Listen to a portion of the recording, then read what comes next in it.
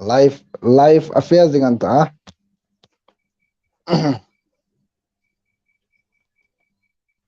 voidan chu I chana mai tho thai ding rit no I hun ai hang nei lk network izir khom ni bokata lang tran tum ha lai te hun masata gen voidan live stream hun kan ni nang cha I hun in tep ter ta kar khom ni sen la hun I pek lain a masata ka I chunga kalom thu kalong ril asapat rose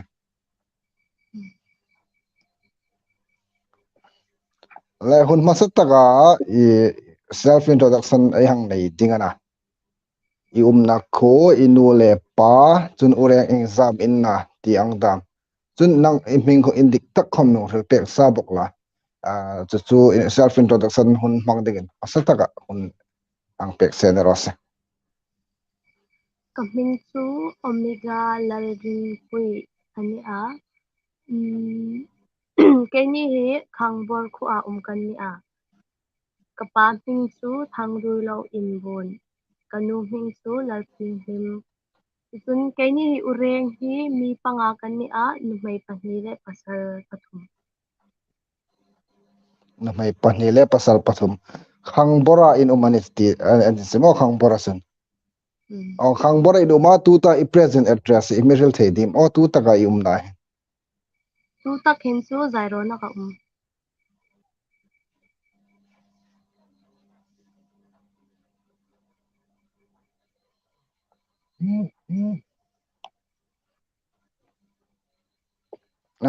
tu khan azuk zam hlawa tu ta I na kha avelin mi zuk phul pek non nok re zairo na ka tu tak hin chu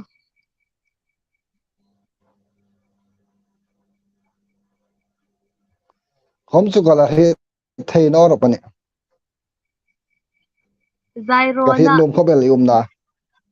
zairo na tu ta hong tong char khan ne da hong bui lai kan kalo hrit ngai na mo atha lom zairo na uma nang fe pe ti tu ta atop na taka tingai ta Reverend Thangur Award akhan hong chang ve a khataka khan ing presbytery minga hong amana meng su pek thei dim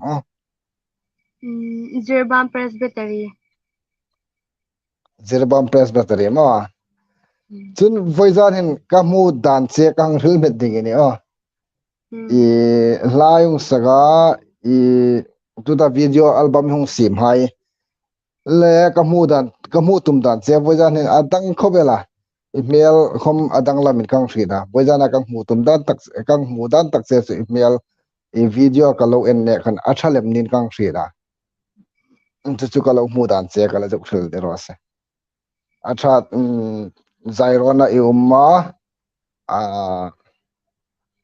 tu ta ko live e hang tho thei lom hang tia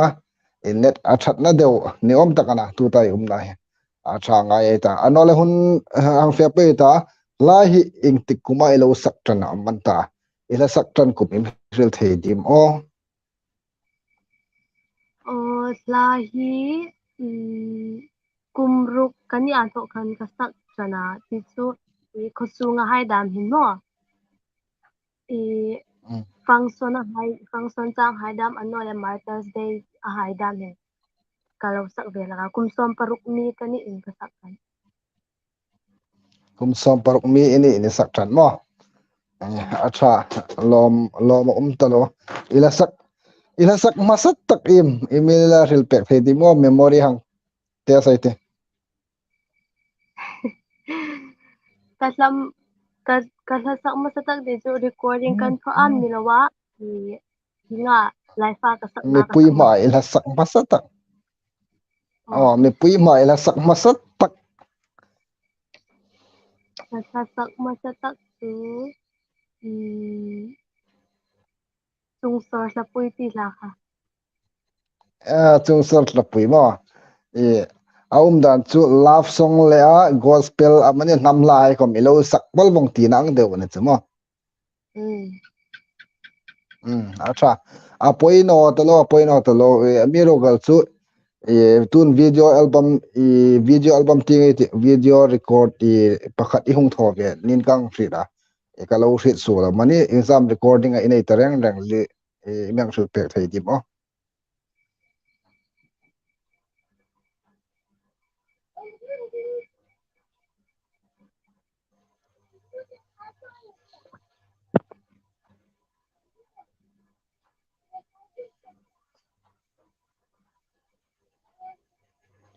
iril zo anta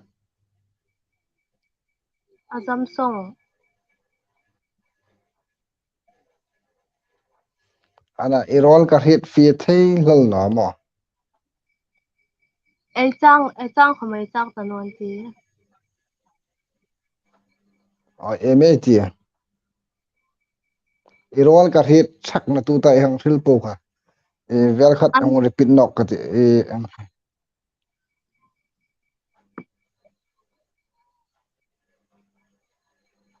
vai khat chiu thil thata mat an pau songa ai video hi keite ka pau sani oh keite ka chol ani tu hin oh ichol nang kan khom rok zingan ania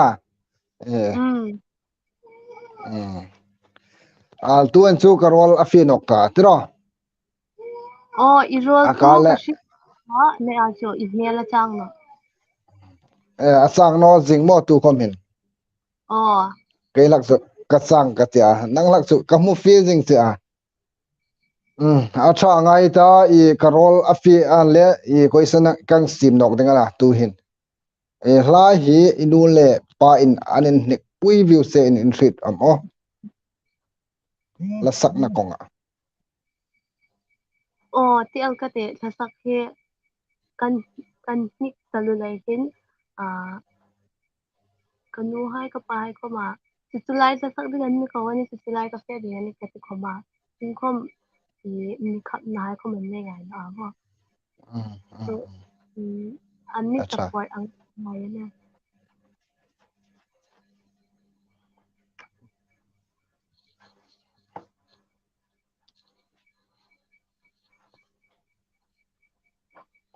thil pakhat chi hang thor a inet kha afi zo zai no in hretun hotspot kha connectal apoina I trong kha vai khat khom kala hit a full in kala hit no reng reng ni chmo kai ka tong he full in hit tro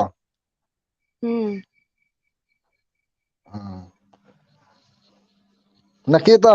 kan don che bok han kan kir nok dinga na mo oh video hi exam ilo sim tare reng ti kha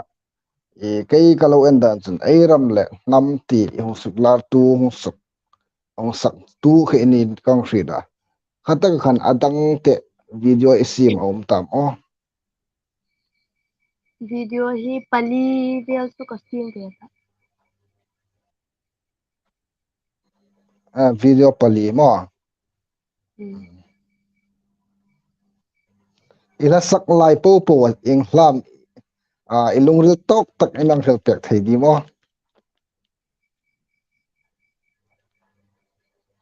kasa sak lai po po wa kan du to tak to sun ni mangai na ti sa ni amo mother say la kasa kha acha ka ti ano I hotspot chu ilang mangdi mo ve khat tar I rol he pai kadam ka hit theina pai kang tik khobel hotspot ang connect zauta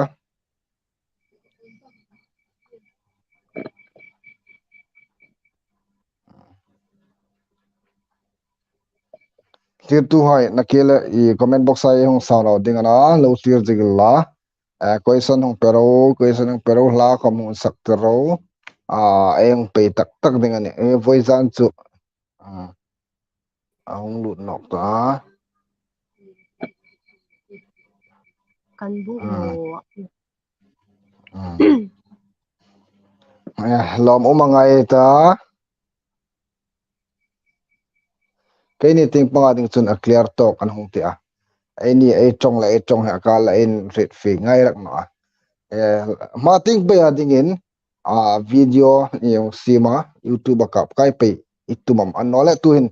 project inei vetam tuta mating ading imang sul pe fe lom lenga the project chunga project asan taka nei chu kanai sina ani ato video sim vel hai katum thawa mo mating pa ya acha lom acha ngai ta anole lai sim hai hi nang le nang in finance sam anole sponsor tu che an ti ka yang thrit nom poka ma pan la pan ni hai kha chu ka tongin shi thai ka re thei tu khan ha be per pe mo pa ro kon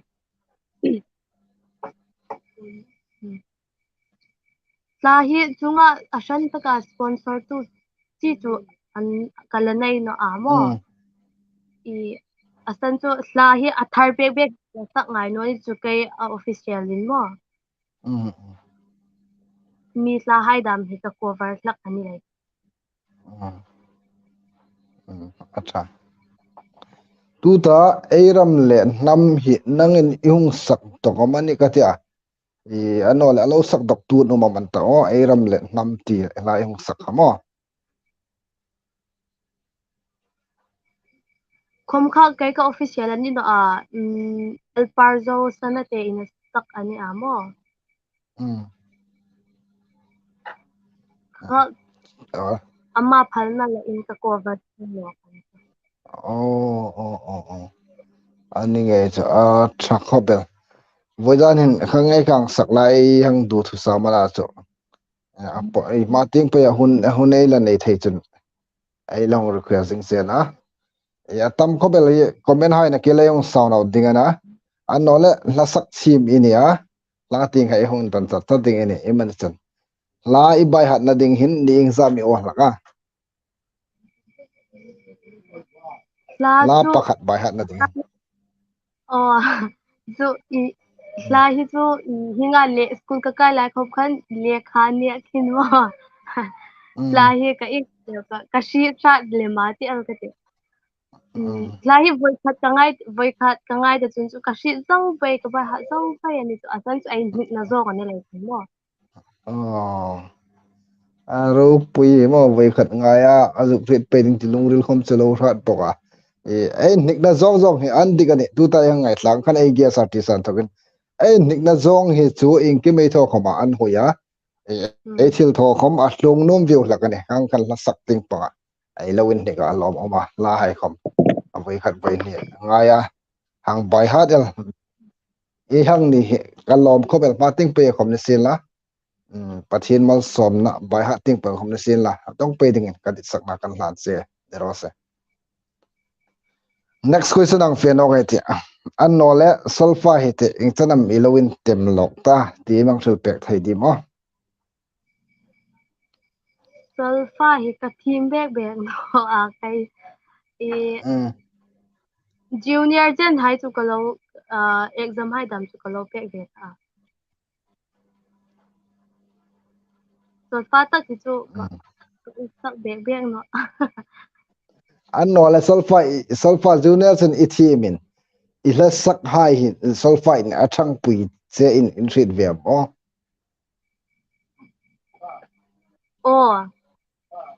athang pui che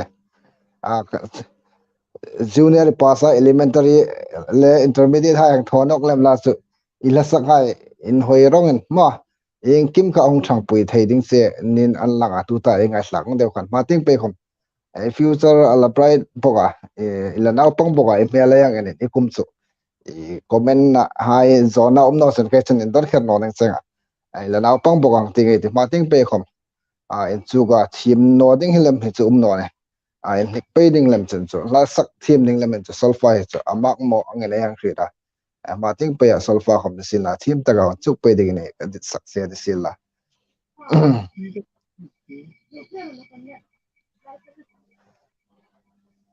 comment kha ema za tho sound out kata nakile zona khang tho pe ding ani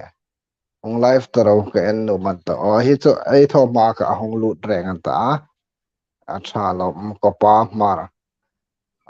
man ta tan ngal mo ala chu man ta ti la ya email le tu ta bo jana email hi chu adang lam ga tik khobel bo jani ni email chabi gen ka mu dan takachan nang in ta no man o ka tin ta se mo ka lung ril te te chen midang ka live pe man to dam ka lo midang ka lo live pe man to dam ka ti vel le ne a tha man ta ka du ta hi man ta ka an lar na ahung ne boka ime du zong ime hil thei ding tiang do khan moi jan hen ame du zong tak su ei ge sa ti si man ta na a viral khobela kha kha ing tin takinam sungin la idu zong imeng hil thei ding moi jan hen chu ting pang chun hangin tan nok lap ka se manta le bena situ in sungin lawa leng ma share à lak mar ta sing nge yin han ni ka le man ta le si thu leng ma se hlak sa in la chu nge chu mo lo ni a tha lo bom ta lo man ta tam ding ana bu yan chu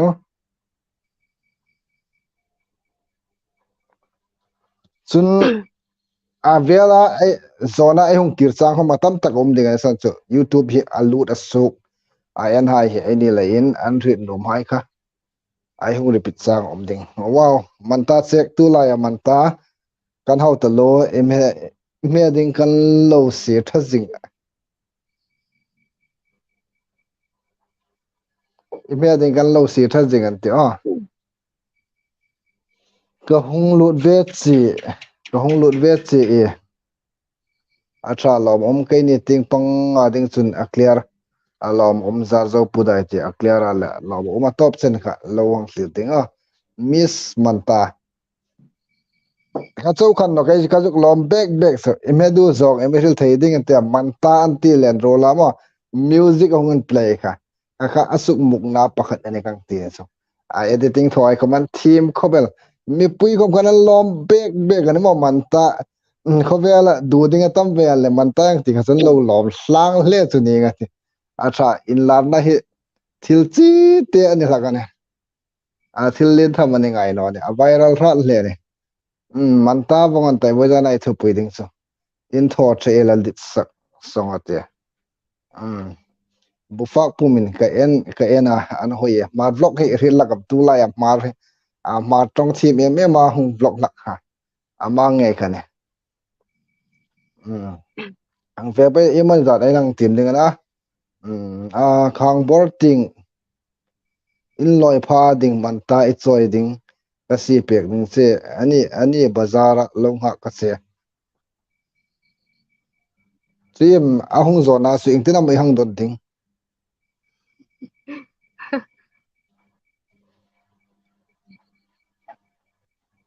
la hun phot ro se lahun phot ro se I tu lai ya me ron de ni ga ti lahun phot ro se ti o la om or da sikhar rupen ila fak lakam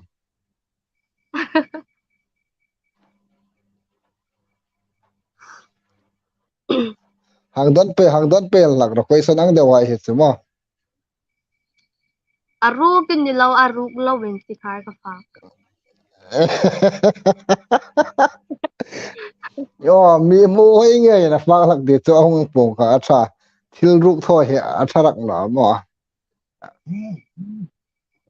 la hong sak re cross moi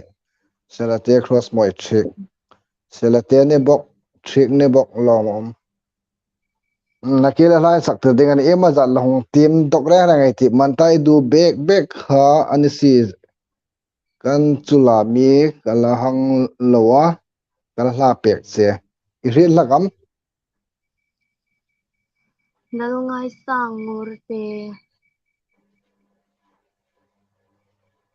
kasuk se ching no ba ka ama in cha hong ri ching le che hoye ne a dan che anta man tai dal ngai sang hi an tam talo amo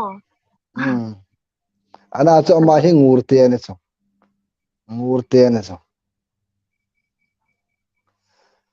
mantai du bek bek ar heda an lo chula haida mahang lo wa hi alo hla pek top chena ilo hrit ngai no cho poi ba gala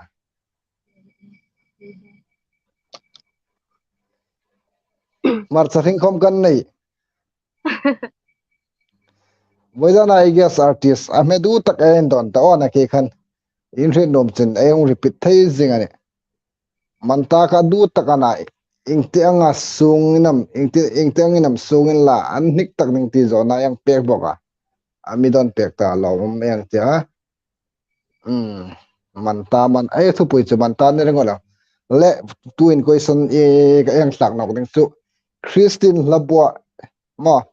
iladit tak emirel pek thei di moi edit na san toy te le Christine labwa Christine labu a kasadi tak chu isu rule thatak aini ti la kha acha e lom edit na san chu hil no khomin apoi no hangai ta tu ta e question ding he chu apoi mo a clear tu hai khomin e lowang hrit ding mar hai hi la ting panga hinega en chang phat the dan ting tu hin e guess ai hangin don derose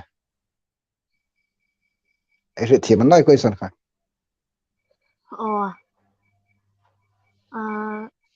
dal mar hai la ting panga ma ai suan thai dan ding ti ni mo ma e son thei dan ting inek hin itinam ma e son thei ding mo amma sa ta ka chun tumru na hi nei la mo ai thil tla chau no khom thil ai thona ta phata hin tumru in la hui senin la pathin she jing po min mo hui sen dewin thot la gen la ai ni hai chu ai ni tlang mi hai chu a tlang pui hin thil voi khat hi ai tho ai zuk tho hin ai chang sul ta pha le an no la ai to ting ta no pha le khang khan e ban san pe la kan so khang khan so in tin khom ma ai son the no ding ani so khalai khan tei mak na rin khom tur ding har sa khom tur ding tum ru ding chun ma son phai te ka ring ani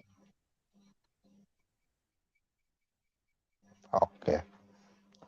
ha po kha mo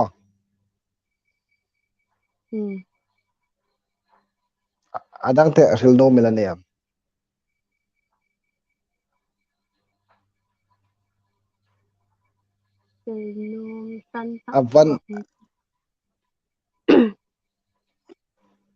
avan nik de manta khane la thu pui jing chu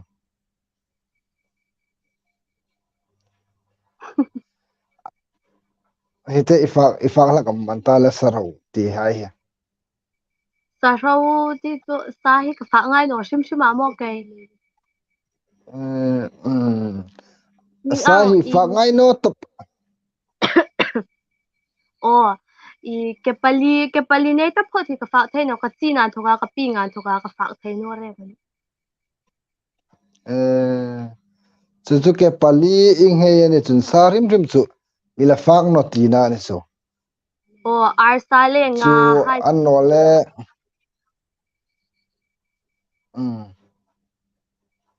ar sa le nga chu I me ti na ni so mo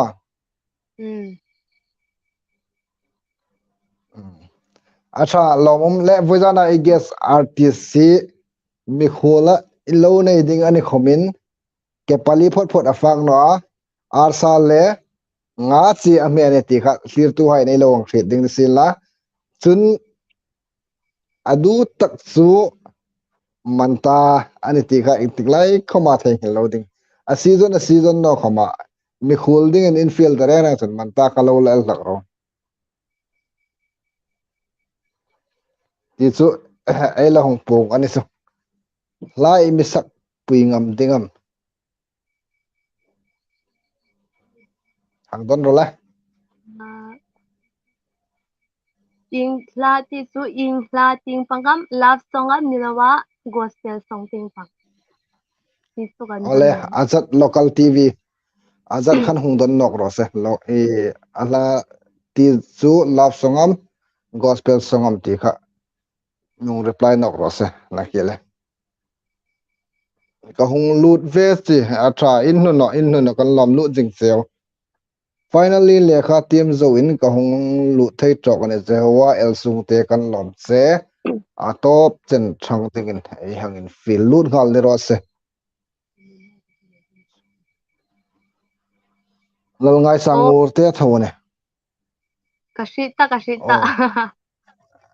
oh i rit chu ka ring reng ani ahung tho dan bel khamo aman that te win ahung big cha nang ni lo rit ngai na ti kha ala hung in pung dok nok tho tho ne lom talo en the dok an ta tu khan cha laung sak tara nakila hunai nei chun ka pa ini ti kha arem thei ding chun sak thei sil lom deo srl khobung lekhang se na comment box ayang sauna ra khan isung le kwa enung thangin ridam o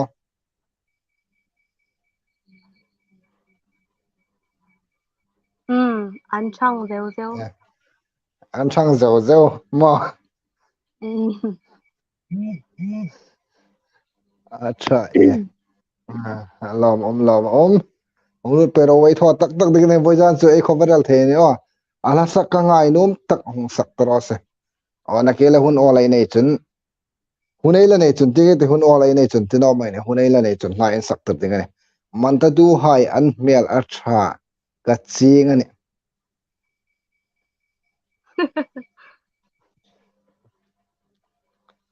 indik thai ti ke manta chu ka du thawani ana chu ka mel he atharak no ti thu chawna manta du ding chun mel a thakhamel na kian chu hiwa la question hi adang la mel ju kirnok to bete manta du hai an mel a tha ka ching ani atia ma khan ama hin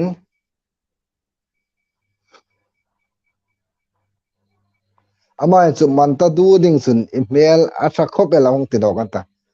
a tha lo reng ra mi hrim he ein ang chu nei bui ding reng ana a tha adang danga ngala na heng nei ko ma tha tho se chu khom gan nei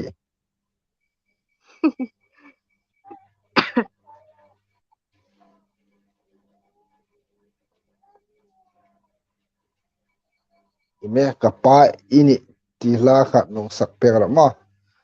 lo hlir jing la mani chan comment box lang sauna dai te manta atam tho ha hoja nai thu pui tak chu manta a hoela iladit tak ati ne chan akita azat kha ei do na kha milong don fu no de wa hla sak pui kanum cha love song am gospel la tin zo nai hang pe kir no ka ala hung don de ne hang feel sila manta buk mukbang ka nei pui chak se mukbang ding chun ka ngam chi no e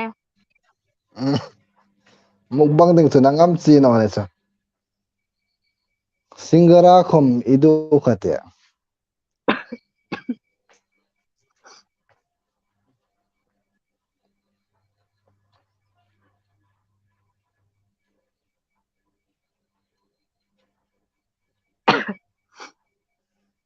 unau nu ka mu chu ka hung in cham lut nok nga le le ni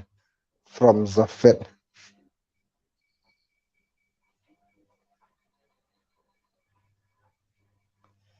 he question na myang don pek ro se I guess artist in team sin lam don pek pe ro se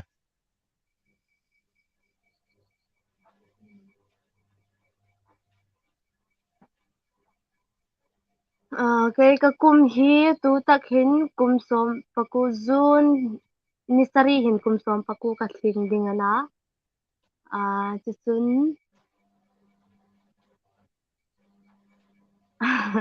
sa sak ding bo kin an mi hung phu in mi hung phu no ka na ki le pulal sin din dan tanga ti hun hun a mi hun sak tel ding ani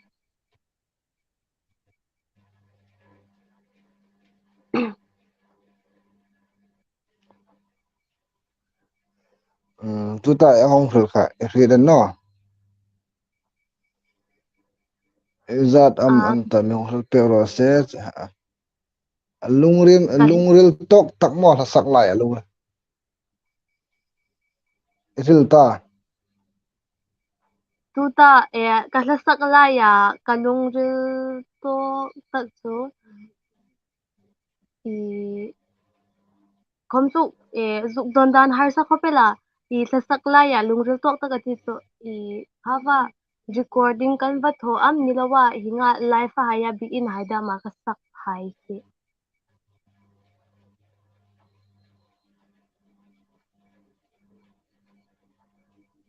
kahlasak video kasim na i kahlasak laya kalungril tok tak chu nu mangai na ti la kha ani dan fuge atra lomom chun no mangai na ti na sa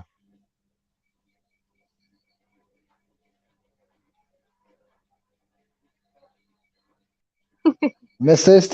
team ngai no lagani e how to pa akala che ei boy ne lagani atra lomom ai team rak no alle ei ge sai on team tiral ding lalrin pui hi asung hai kan thang tol jing ani kimlung trao ama hi u am isang ni ta ka u ka u yang ti dar khasemo ka u kapalin anau ti ding ang do ne hang kei fa ne kha ka lo ngai bung bunga ka u ina top nok thu da tharim thrim ne video album exam asim ta ko isona ne ai nakita ti akala vela repeat sang om ding ne video album pali kasim ta pali asim an ta cho acha lom anu le pa khom hi an thang ve ngai karing amiro chu vengting signal atharak no lein num angin an thang thei no elkhom ani thei anu le pa hong tino ka mi suk boi ta ban ta kanu le pa hong ti ding ni om ta ka ne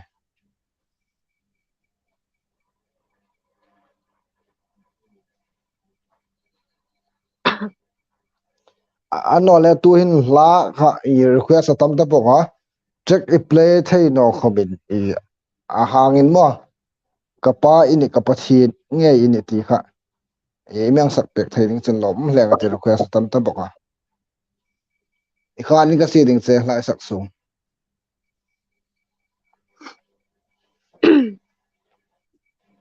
kapa ini kapa tin nge ini tataka sul boya kan tang lain i mangai na tucha ahung tunga ungkir taro tan matasim zota i mangai na tu pe kum chu insiran ngai no molal pa tuya mile vani kenin i olal pa imal som na lu chu nang nekin tam tak chunan ngai lulem tlak tam leya mitli anai lai kom iram le i pel namin lat lola nang ye isu kanay che chun indangam ngai tata molal pa inkim mata inkim ini lom na zong in an tlan vel sang tam ta mulovin tlan kimma an min tel pui ro pui na hlim an lot sum hlim ang mù lệ trăng tu khom min an nei song no nang nghe isu nei ta ki ni ta tun chana ro pui moi deu deu nuôi lệ vana mal som na lu hello me lom se thiam talo rol moi tak men ngai tira chunga elom le ani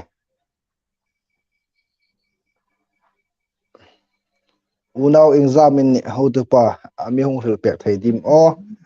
nake kan lo ril zota unau panga an ni a chun ama hi khang bora umana tu ta present address ga lo thei ngal lo anta wei khat chi hang repeat tere te present address tu ta ga umna tu ta ka na chu zairon zairon zairon manipuram mizoram ha mizoram zairon aman ta ha zairon tu zirbam lemmo zairon hi atama e mizoram a khom khen zairon thoni acha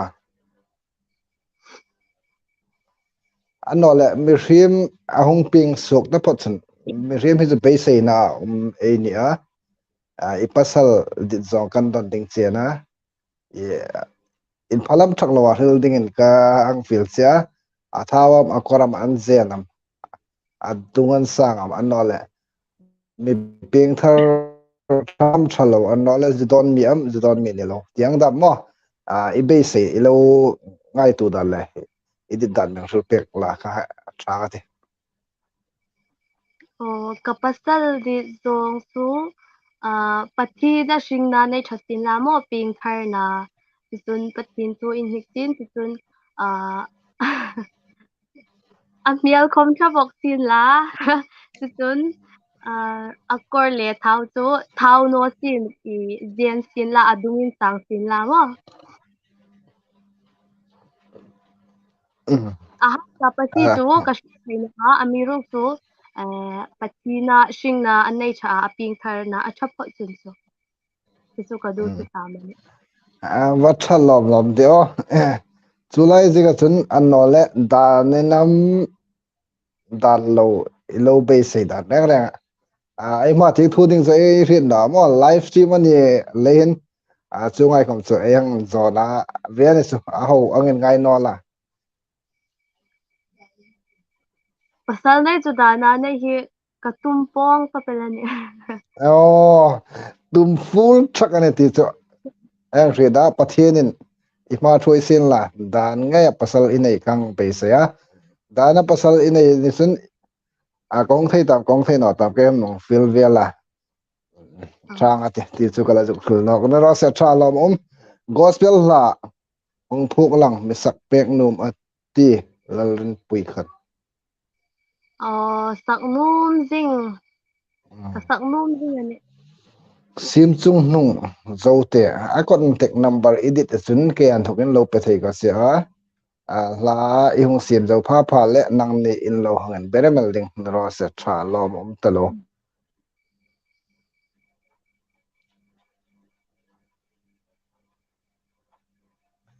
tu kum award tha reverend thangur award akan yama man contest bia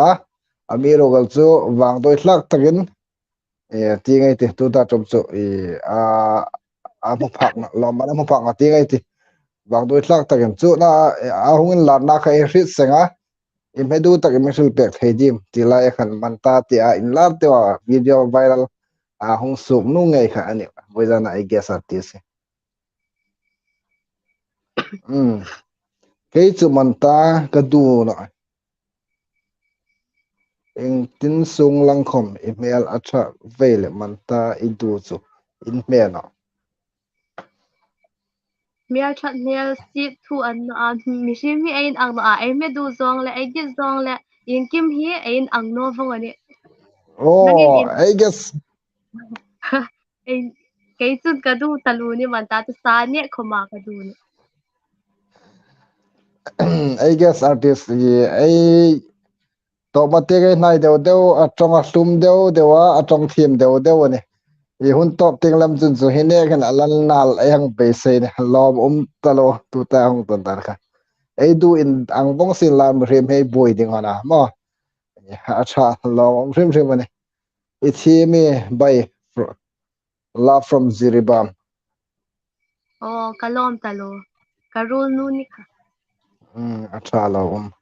angayan hoi khobel nakela eram le nam semek hiti khom khai langai slagal theina lo ngai jingro Ziribam Presbytery check thim talo zoli mar thim talo angayan hoi khobel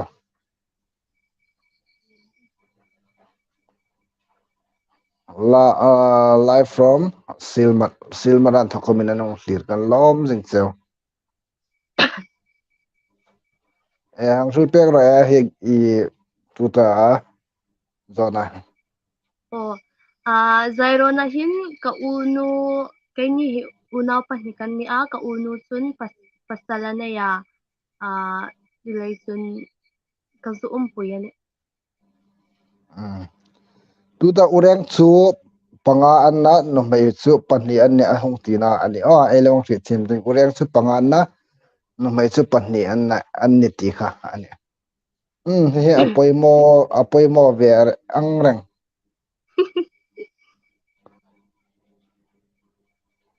ngai zong la nei nor patin thu ati pathin thu ati lom ngai zong la nei nor antil mantale bena chu an hnik bok ani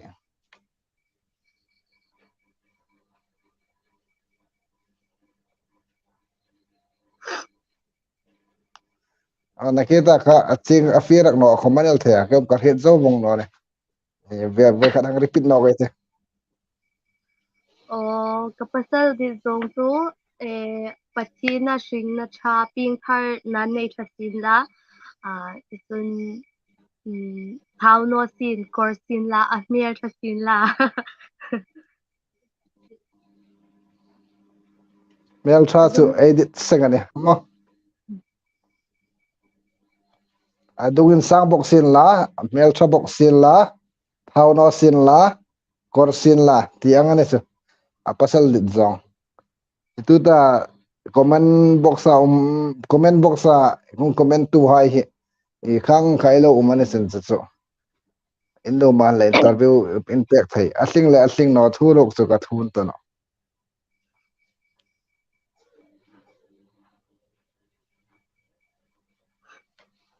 ka thau no ka kor no bok kan full vel in ka hriat kan fuk vel vong in ka hriat tin ang de one atha ti mo the to lara chu aini kai chun email kala huno la yen ikoram itawa email si ami duma mingawam kala shi no relation intuna mani mishim amy dan ang no nakilay lo titak ang khan mo ito ti zong comment ang mo la sana iyang po komisin la Timothy Tulor email hi kan lam huno la yen kan la share kay big no ani acha ya Timothy to lor khan big no mal le amel email mutu no mal le ka contact number a thokin a contact number hong jong tok dan khang ai tul ro acha de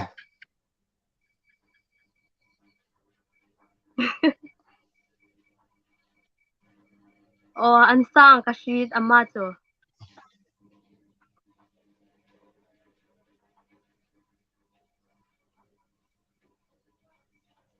kei chu ka dugan sang ani Jehovah el sungte Jehovah adugin sang to kay kuma ka punta ka shit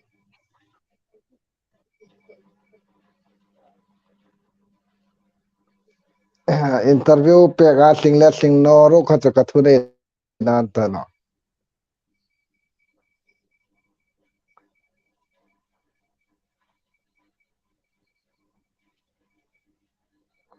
sen kha idu na mo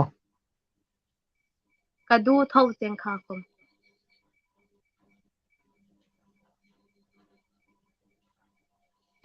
ve khat chi chang kha idu na mo ti kha kalo hit thak ma kadu talu cheng kha khom chang kha khom adu ne slang me ro phot adu ne ti na ang ne chu amiro gal chu sa afa ngai no ke pali phot sa afa ngai ti kha ret pot ding ai lu pot ding tuin clear tu ai fa ka dam lo ko ma sun man ta chang kha su ngane chun alom vongane amiro gal chu ke pali phot afa na ti ai lo ret ding tu da ka son ne ma sak thim hai la en gosal ya lap song sila ingai sang tak lap song khat gosal myang o in trong hi an ok talo a kai ka chong shi khayam o tu han ka rit thaya ka tong rit thai tu han o ka shi ta ka tong rit thai o ka shi ta ai ni mar la sak thim hai abik takin gospel songa le love songa tum ingai sang tak an chen na thul pek la lop hle ga o chasak hai po he kai chu gangai sang vonga thim hom ka ti vonga amiru chu khalai kan i dit e ngai sang big dau mo kha kha ai nei vonga ni chu ni shin ni khalai kan i pathin sa ting pang hin nuhak lan mun moi hi thim ka ti a chun ka ngai num boka love song ting pang hin ka u pa bi la sang li in bu he ka ngai num bek bek ka u ani la ya ka ngai sang ni lo thim he ka ti a mo acha la om fa pe de la sak thim tu mi ngai sanga chun la phuk thim tu mi ngai sanga na ki tu ka hang dona amiro gal chu la phuk thim ro ke chu kalan don no la phuk thim ma hen tu mi ngai sanga ti ni chu gospel song ting pang hin su pu thang ur hi la pu ka thim ka ti a mo acha tu mi ngai sang ta ka ti reverend thangur pu thangur ngai sang ta ka ni kum nok reverend thangur ewada thang nok tumam chu kashil thai no a pathin ku ta kan na to ba pathin in ramate chun chang ka ta arem thai no chun chu ka chang no din ti na ne kaya thokin kalong sul no met chu pathin zara itama ilo tho thei de chun thang nok ngai ngai la ka no pui cha lo man kho mi lak ngai kang pe sen ta bel no hon no ka sun no thang lo la na sala lo un bo sai na sala e thanga e participate na hai kalau en ngai ka pe sen ti chu kalong sul no no sa tra nga le asa tum adulen an tak to me ar sa ne kin nga hi hi ka ngai na lem ka du hang ka du lem acha lom arsa ne gin nga achom ko man hoi ding an hoi ding an sa lai po chu man hlom pol takana achom en hoi hlenga te hlir tu ai khan wa ga en ko no man sun nga me na kan ti kha re ngai ta chun a season no khama man ta ka chu nei hrim a tha ne ka wang nei ye zin ka wang nei ye ti ringot chu voi khat sar hung sel nok sin la ka wang nei ti ringot chu zil thei bek ni kang riat na pasal din song tak chu kaining ka ti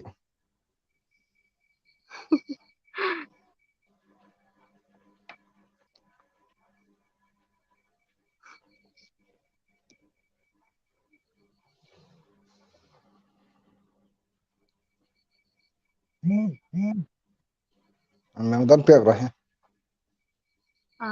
ti bur tak su ka mu ngai no ti bur chu amom ngai no ni acha lom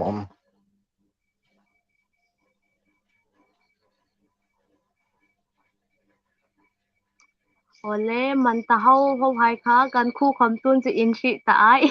in myung thon thai di in myung thon thai ra ni in nong chon acha lob tu ta Sri Lankan manta hau hai khan e bojana I guess artist e tik like khoma manta en hang thon the ne ti chu eng suk lang le sin la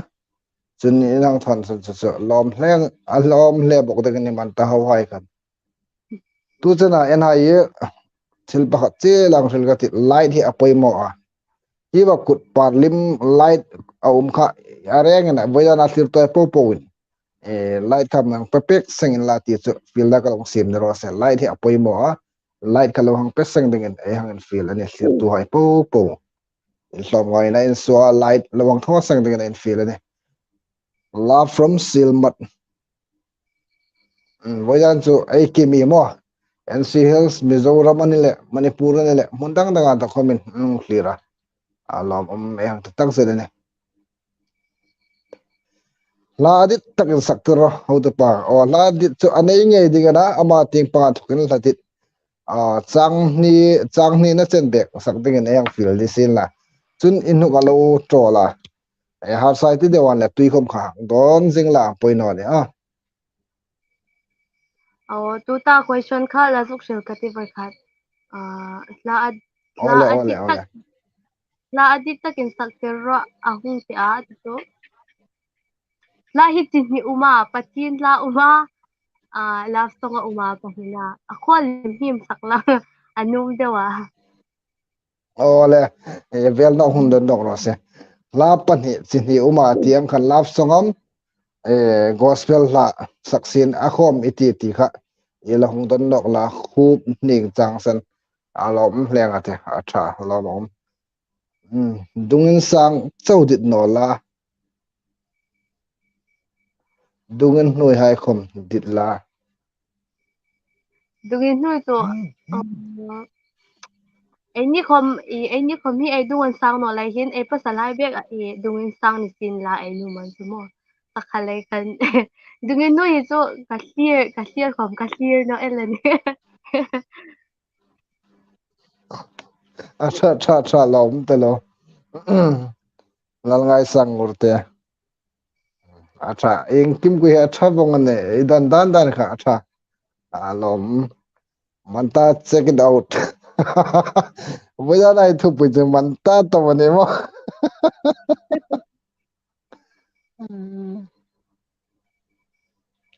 an urek mi panga an na tu ma mel atha ati tak atha tare ke cái thang lawin mo ka ureng highlight pawa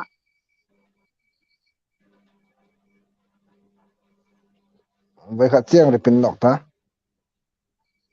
tuta question mi ung pe pa kha cái thang la cái thang sun cái ka mi la thata ga ga tulein cái thang lawin ka u daw hai pali lai khan ati ni dawa cái thang sa in mi da huk don no rosen oh atha ye lo tu ta zona ka thako bel ama atakana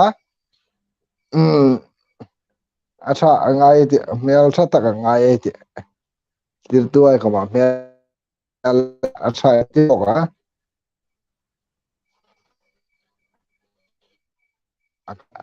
akalan fo akalan follow mai kala mo thei no zinga um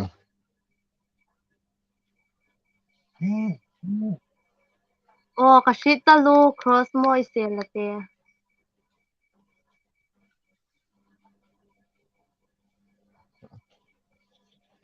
tu ba ka atha atha ka ti khobel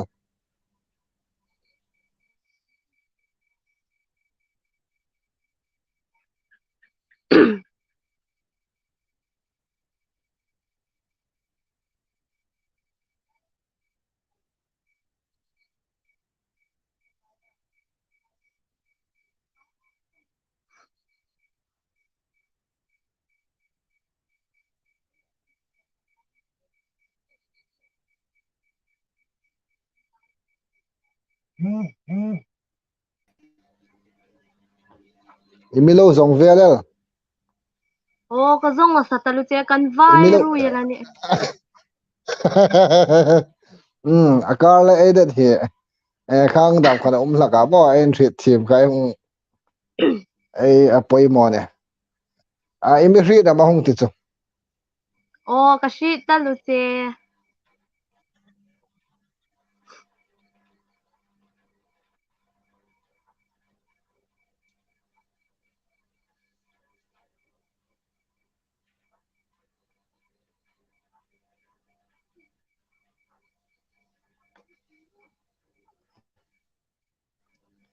man da du hai chau an interview thei ding Man ta du hai so ani interview thading.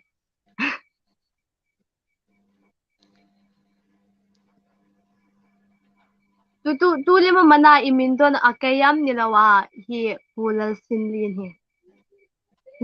oya in kim khanang vong ne anung je gai po ku khat nanga don ding vong ne kha Man ta du hai so no khom anya chu atlang po insta me ngai lo hai kan me ka ngai na big do. Naki insung kata ay pale ko misina mo kaka me atidang ay dream no ti ganit kakalekad. aba chat chak chak deo samya no hai kha big takin interview pe thei ding ai chu qualified ngat chu samya no hai ni phot ding ne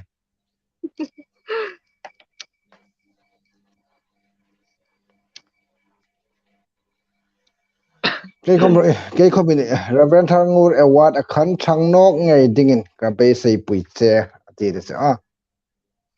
Ole chang tum bokay te tisun patien zaren tamay sa. dalbut idu tinok an da Dalbut so en kom en ka en no ni kadu no ni. nage da ga thu tha ne tu ta ai guess artist na hung kha abik taga i pasal dinga aslang chu samya no ni hai sila ti ania samya no chu ei wang karing khobela ya miro ga chu khobela ni lehin ai ngai kha ang pe se ni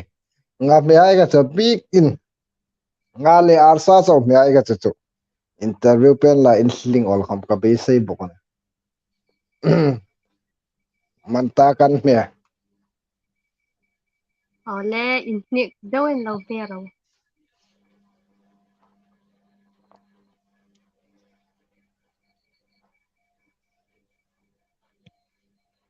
karbiang long an thokin man ta adu ve ani ti chuang le atha lom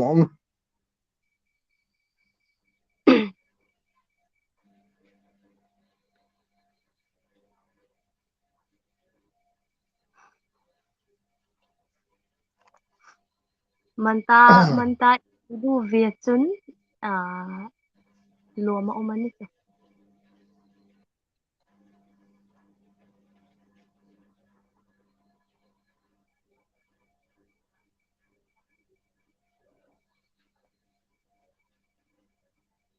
Manta kahung thon ding te anya. Mi thon thei hai man ta hau hai te mi thon thei ra den in tik lai kom kalawin don thei ra. lom ta lo e man ta hawen chun tu vai ja na sir tu hai he man ta than sup sup ro vai na I guess artist ya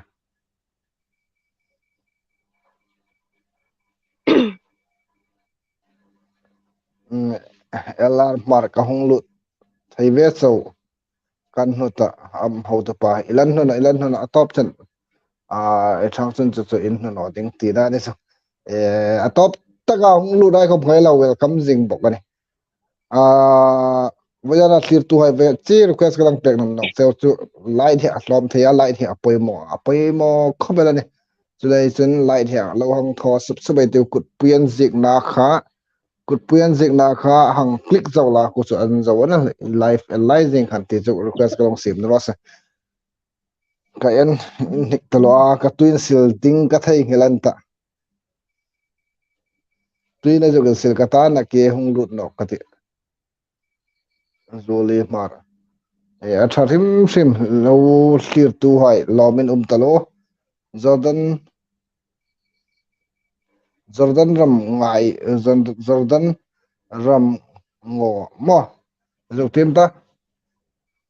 Jordan Ramngo ti thla kha music check le hung sak sin kanum de amisak pek theidim o kha thla kha atim katibi reu ane check a no khomin ei lo sel ta khan a check a lo ram chang no khomin abui thak deu ding na khale khan hin e music box sak thai om tak kana ole lom ama de chang ni na cheni sak khama lom frem frem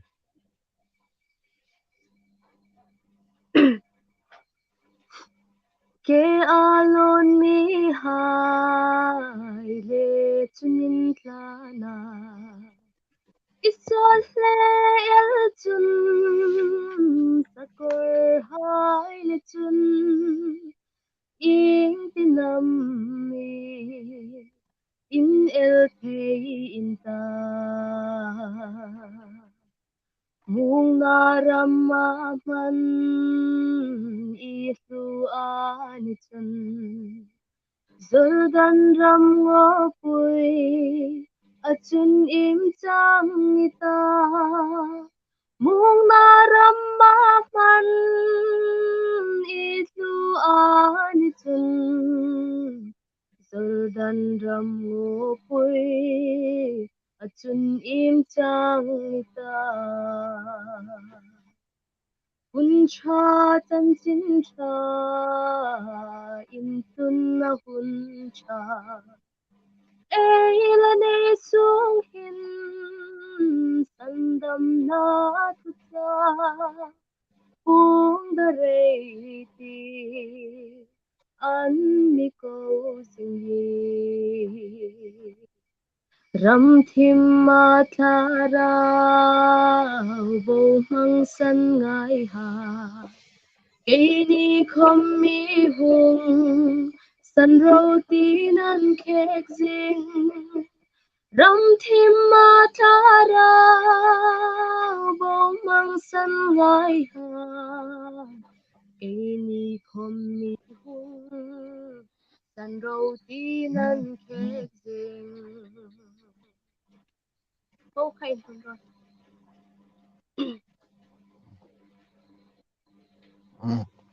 lom talo a thim dun la hong saka lom le che ne kumthara pathin zara dam vong la thangur ewat thangnok ngei la manta ne ga idu ding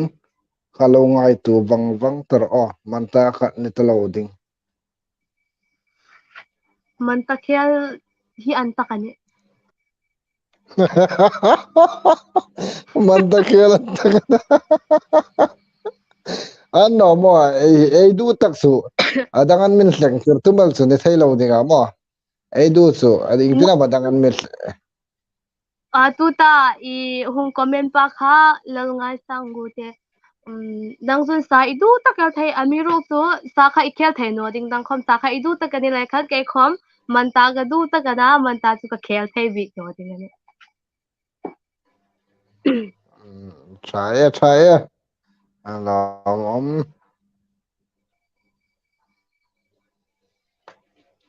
ole difference kalom ta ren pui in bon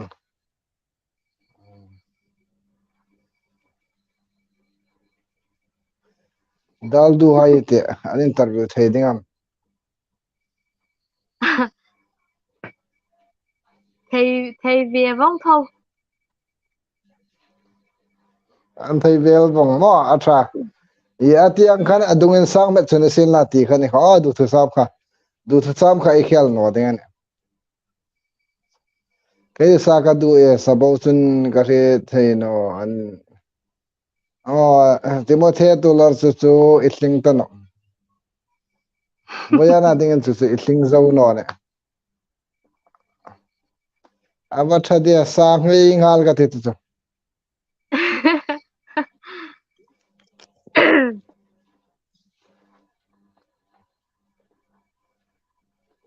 ke chu ho tu pa pu po sim len chik he ka ngai sang bek pu po sim len mo chik ka ngai sang bek che ti melo ra pe ra atui tum tak he pol sim len no je he amiro ga chu ke ku he myong ti nang don ka ngai no ka ming chu pol sim len chen no ne acha pol sim len ngai sang alom cái sa kam me ngai no chu ingtinam ka hling melam khang ting pang kha chu ấy chỉ tặng ăn khăn chụp tin phu thu nha oh birthday oh ai guess at this thiem deu ne mi don dan ka thiem deu ne top te nga tum deu ne trong khom acha lom delhi in thogin boxa kan me acha lom delhi in thogin boxa me chu ru ala tu da ka question delhi in thogin boxa kan me ro sa me no chu ka start no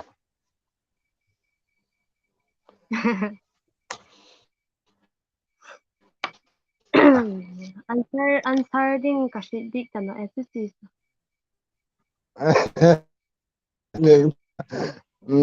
hay ha chu an lar ta ta kha pagin thak le chu an rem no lein me bek no ro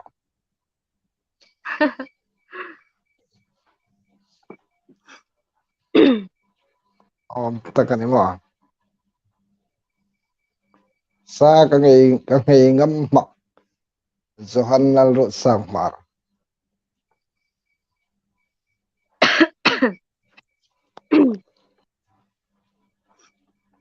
sang hay thấy chun channel adang thil something na sa ngai the chu na tha ne lo kem sa lo bu khom la ngai ngam ma sa lo bu khom ka ngai ngam ma ka ngai ngam ma mo ka sling ding ani phot chun ka sling ding ani phot chun bu khom khang ka ngai ngam ati khang ting pang kha chu in hun ta ro se at oh asan chu nakita ka lang sa ang kha lo kapasal ding masing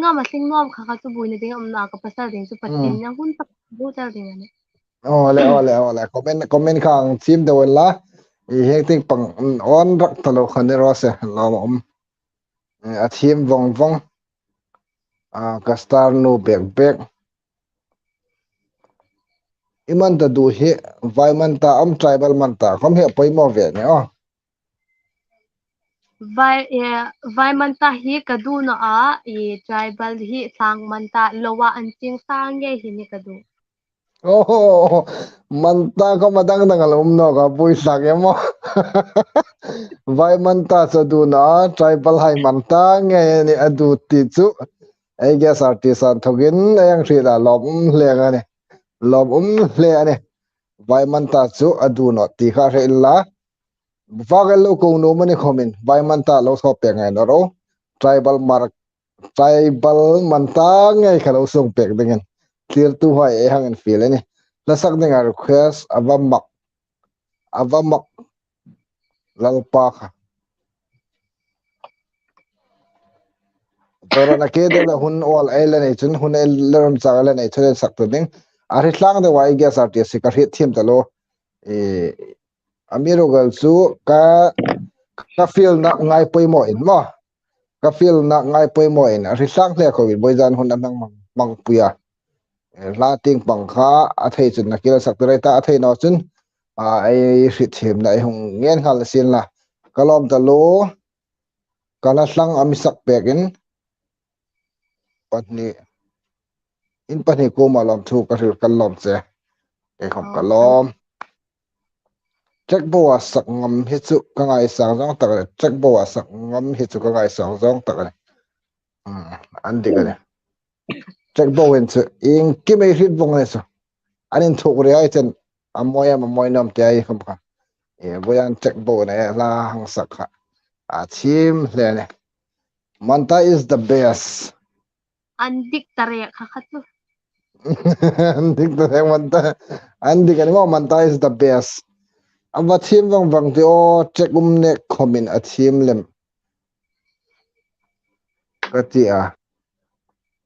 kati ani kai chun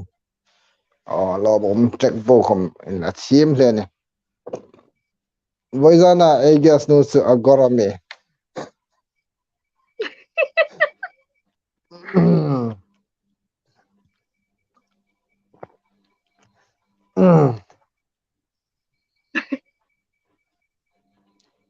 thiêm em o e thiêm da lo rol moi tak ama in park dinga petu che pathin chun ma thui pe ding in kadit sakna in sang tak kan hlan cheได้ka lom te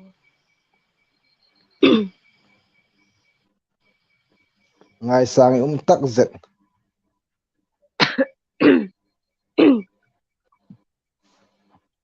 a hang tobin be khoma e thiêm ngai tlak an hoi ml soundtrack rem theino mani soundtrack ki rem thei rak no lein ma voyan cha hanga in beter le a hang khom kha a thiêm thoyang tia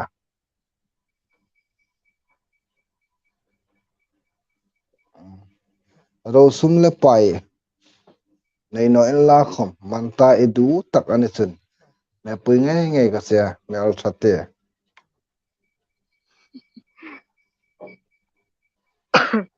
avan dik do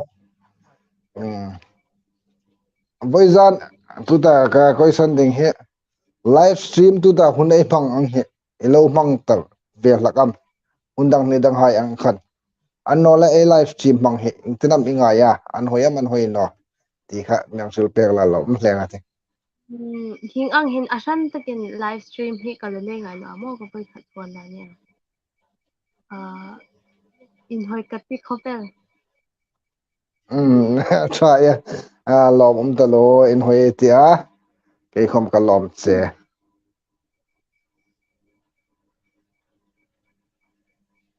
manta khelan tak iti view chun kum thar chu thalai general la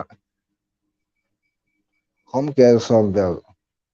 choi ngai tang kati general la ai guess nang tim ro se manta khel antak iti view chun kum thar chu thalai general la khom ke ji som vel choi nge tang ai ti o ke khom sa hi chu ka me thai bek no ka du bek chung no nangin manta idu bek ang kha chu kani no acha kai chu thei manta hi kata ding chun sa na la ni hi go me poi mo feeding za minute zona umane I guess kaspit asilan tak khopel le sit ing ka boizan ala om tok anok pa vel mai meng hla anok pa le ong hul tang ate lo ni khi ka ta tha ai lo bun thil lok no le khadang thul the no lo ma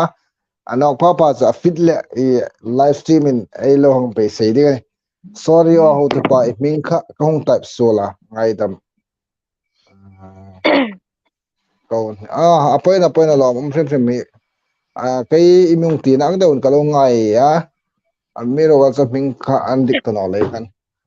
apoi na en ngai dam ei rit sul kha chu e kom boi na ding om na lo ngai sang urte ngai dam che chulman ta te idu am va thatare ke mo chul manta ha du su sa mane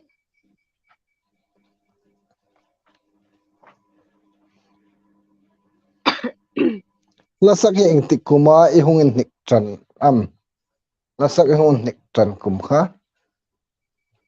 tul pek la sa kan nik tran na su isin kati na thokin thasak hi chu kan ni kan naw pang te kan ni an thokin na pang si te ni an thoka an ni kan ti kha ai lo atha arugan sikhar in chala in cha mitir tangai no ro arugan sikhar in cha mitir tangai no ro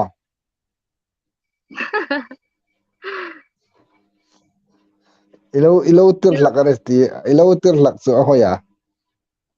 um til simet asal cho live stream le ni a comment to ai khom khazuk in khat le ni lawin til om no bek hai hi comment kan no ela kan khom chu antik atha ne bengwar khomel in khom kan tin chara ho tu pa ka hung lut ano gas no chu avat thate o lo ma sem tu lai chu in khom yang nei fura voyan lam chu in den jan na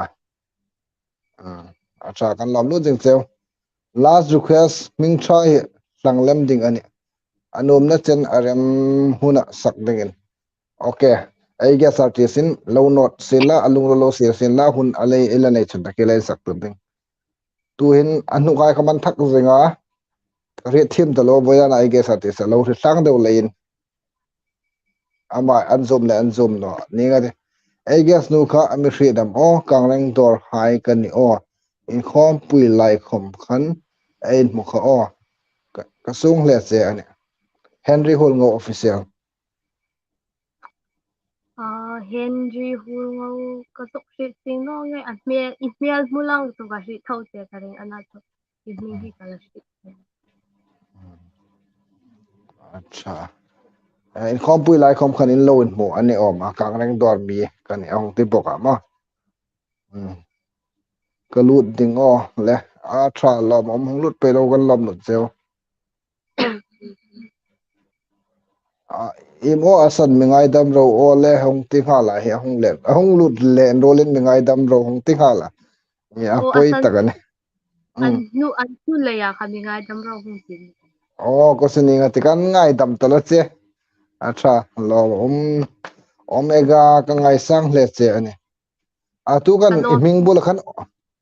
iming bul khan omega mo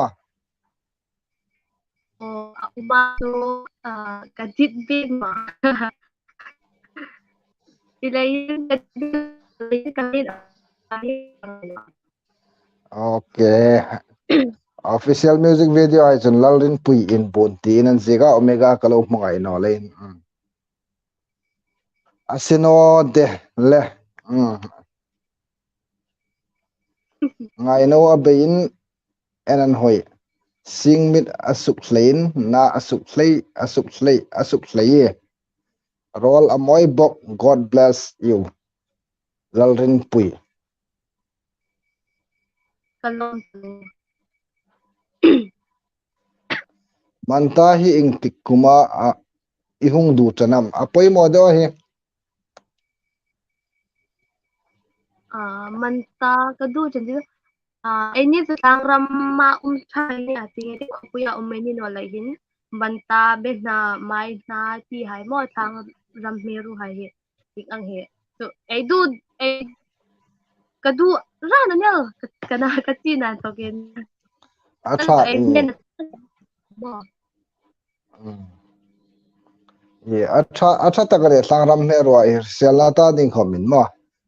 acha via fakron acha takare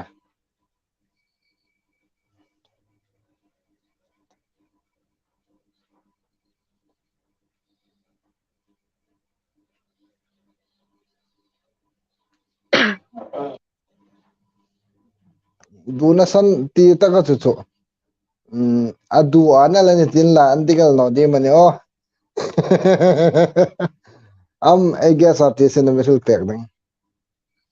til reng ai du sun ai du na san ti so an ni ka ai du ne la an ni ka ne la ne til da ni na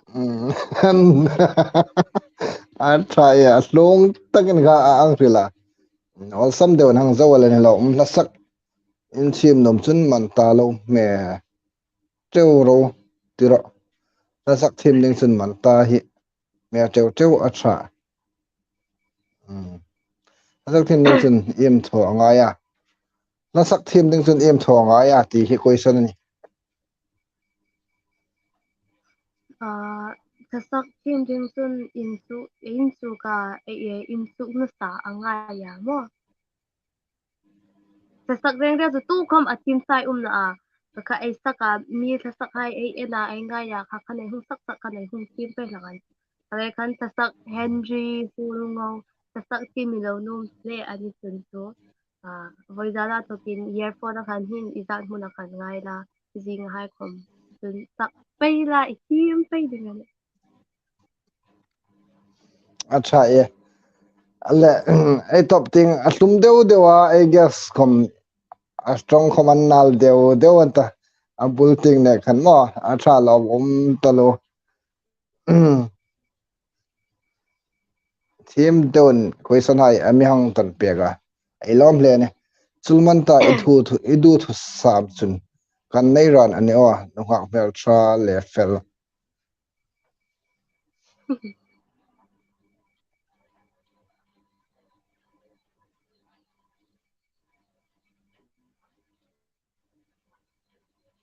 ani mo le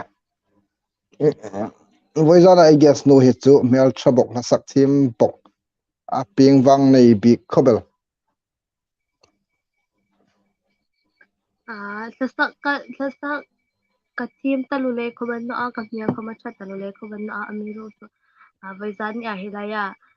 pul sindi nazar liu ni in kashita ama in amingai na nazarin hi vaizan ni khom live stream hai ai hung nei thaya tutun mingai na tu le mi support tu hai in tam khopela kalom khopela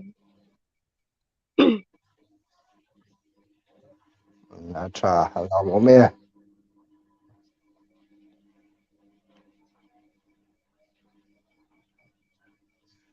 sang no phone khoma ken je Solomon Changson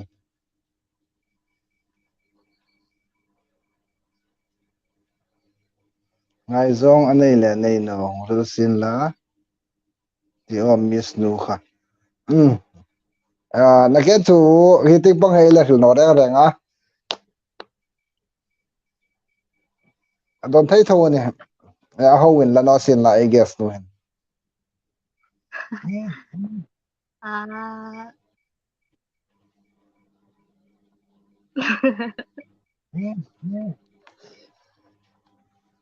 Ashil question hi class 10 ka exam la ya question hai angal kha ati an tak khopela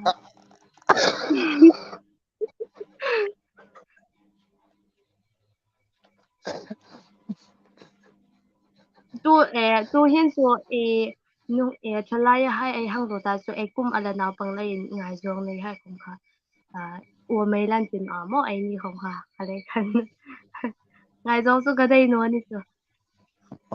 ole tra tu ta thilung ri ka kang rit ta kom chu te tha lo om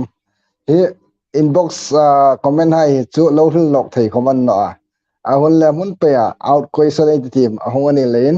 pol so ya bai khom ka out question bongan ta ele kha board an thoka hungani ang thrimin boiler khome board an thoka question hungani lein azukin takmet na sang khom theya ye lo bom amiro gal san tak utilizing khomin ai question hai don thaino nei loin tu senin awesome don meng don pe ai lom le ani ti chu ai ong sulani akum exam naki khana rilta kumi kum som panga kum som pakku felai mek ani ma o zone tla hin so pa ku ka sing de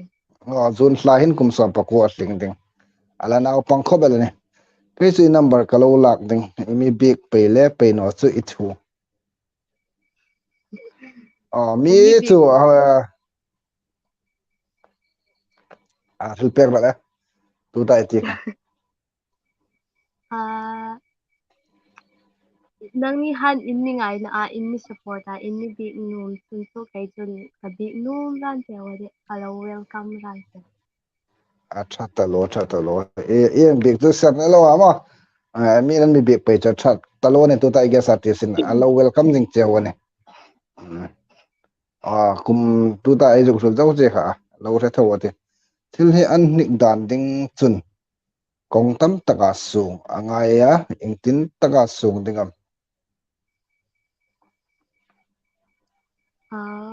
asung มันตาก็ดูดานอสูงดานจริงค่ะจุนักกีฬากันก็เราเชื่อตาอีมันตาเละอีมันตาอาขาดคมนี่เราเบสนาเละอีเบสนาเละสิทูอินแรงมาเสียริมินน้ำฮามินจิตุนมาร์ตชิงเงียยินสูงละเมมอมาสริงอันนี้นอกหานิกแรงอ่ะดิเอียร์โฟนอ่ะลางอยาสักเรื่องจนATMไทยจีดิ่งอ่ะก็ทก็ทองุนทเวเละก็ทีมโนซิงเอ็มทอเองทอมันดิ่งมีหงฟิลเป็กไทยจีอีง่ายริงก็จุนี่ทีมโนดิงนะจุเลยจนสักเวลานังคอมขันโอ้มอ วันดิกเดียว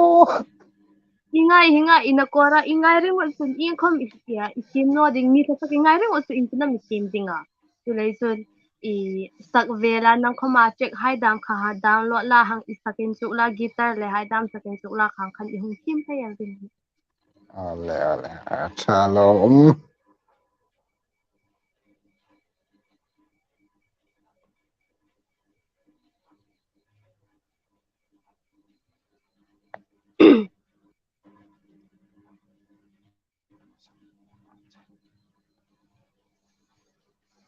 sak hi ma ching ina sun sam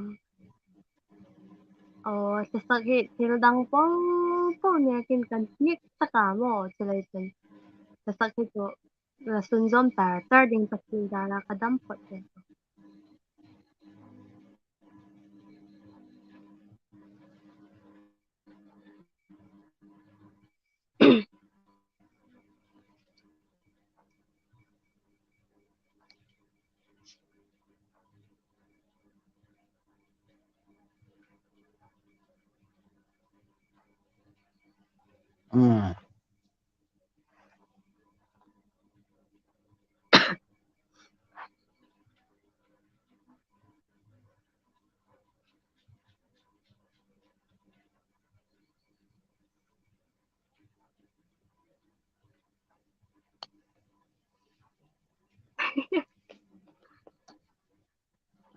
Pulal Kazong Sinlin, che.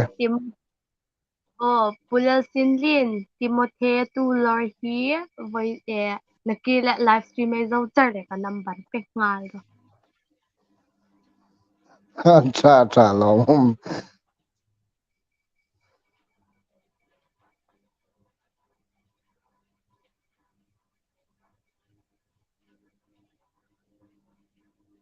number kanai ka sangon chela imin reply na masan. Khang ka to, ay bui, ay lo bui daw lakanin mo ni.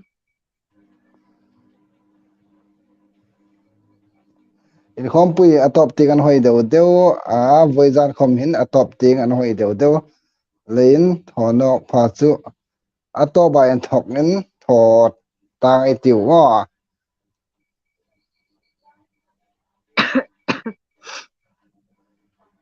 comment na skip ta no ram ro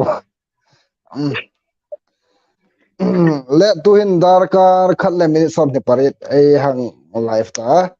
tu hin ai ge sarti sin pui hai ko ma hril do manai chun hun ai lang pek ni ro se Shalom,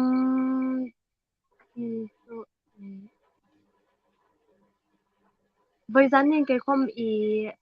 live stream kanay na san su sa kasak dia saka. Sudayin live stream net, sudayin kaya tinga ding ang kaya kay ka tulnum zong ting ang dawan tukin hong sa lang mo tasak ting pang deo tasak nakilaya tulor pa aking kom patok kay hindi dati tasak unum pa kan mo kam kan law nga sila sa sasak ay num sun tun inkim ay to sasak ay num kaman nakita kalaw siya sa kangkan tumru dawin arin ahar saan hoy na muna pamisin la tur mul su dingin hai kang hai po kam ka sun mi team tak tak hai khom ni sin la scientist lo ni tai khom ni sin la an chan le hang su te ta i an ni ai khom mi noi te a in thoka ing hai po po khom hi har sat na an hoi na ai a har sa a ri su mai an hung pat tlang vonga hang khan an hung i ni na in sang deuh deuh an hung kai pen a khal lai khan voizana hilaya i ka live stream na a chang tu hai po po mi lo thil tu hai po thil in ki mai thona kong tin renga lekha in chu tu kham ni in la sa sak tu kham no la til dang dang machine talent dang dang mai vang ni a khare khan ai thil tu na kong tin renga ring dewin a har sak pa ma tur chang chang tu mai ta pathin ron sing pu me ti chu shil nu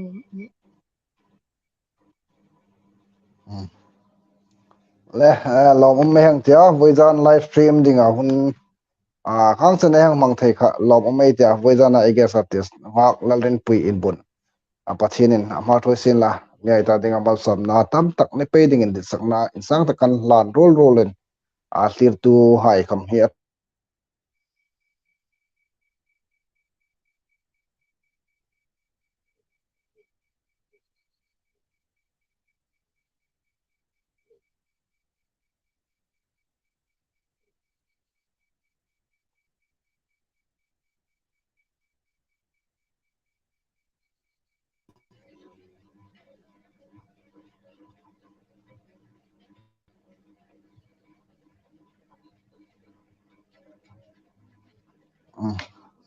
ailan munok mo le imilo I van hun voizan darkar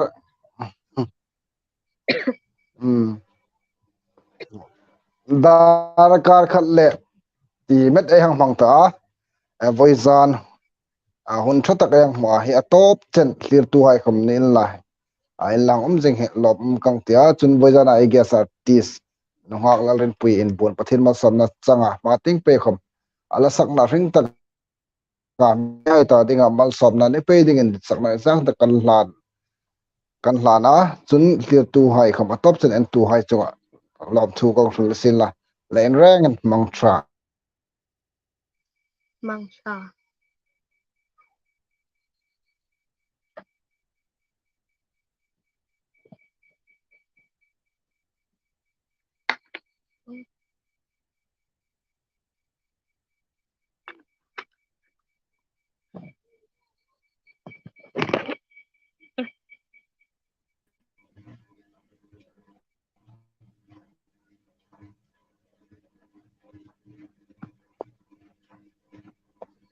lin mang ai